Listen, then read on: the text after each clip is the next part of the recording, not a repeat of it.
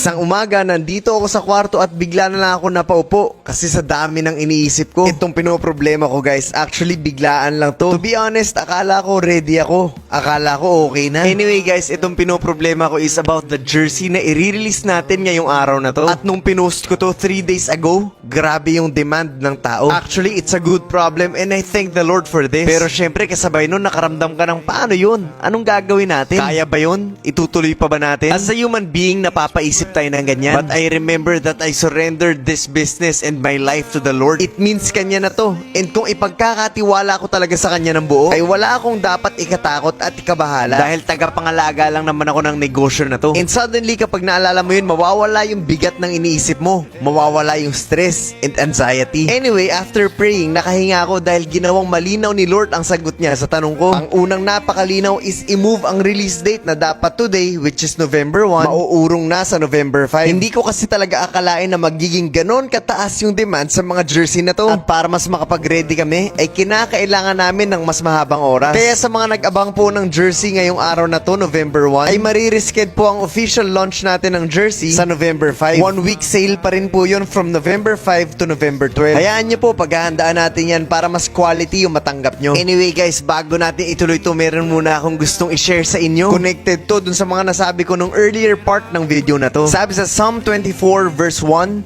"The earth is the Lord's and everything in it, the world and all its people belong to Him." Nabanggit ko na to before pero isa kasi to sa naalala ko kanina nung nag-iisip ako. Na-remind ako na, teka lang, bakit ako nag-aalala? Eh hindi naman akin to. Kay Lord to, ipinagkatiwala lang sa akin. Alam nyo ba, kapag nag-aalala tayo, lalo na sa trabaho, sa career, or sa mga bagay sa paligid natin, ay para tayong isang kasambahay na nag-aalala ng pambayad ng kuryente ng amo niya. Nakakita ka na ba ng ganun? Na yung naghahanap ng paraan para makabayad ng kuryente yung amo niya is yung kasambahay? O di ba walang ganun? Parang ganun din tayo kapag nag-aalala tayo sa mga bagay-bagay sa paligid natin. Inaalala mo yung mga bagay na hindi naman sa'yo. Kahit yung buhay mo, lahat ng yan sa Panginoon. Walang sayo, walang sa akin, walang sa atin. Ang problema nagsisimula kapag inangkin mo na yung mga bagay-bagay sa paligid mo. Maging yung mga mahalagang tao sa buhay mo. And to be honest, kahit sarili mong buhay, hindi sayo. And kapag naisip mo na kay Lord naman to, you know what? You will be peaceful. May problema na hindi mo alam kung paano susolusyonan, you will pray for it. At ibibigay mo yung buong tiwala mo na si Lord na ang bahala sa lahat. Hindi ka para maging tamad,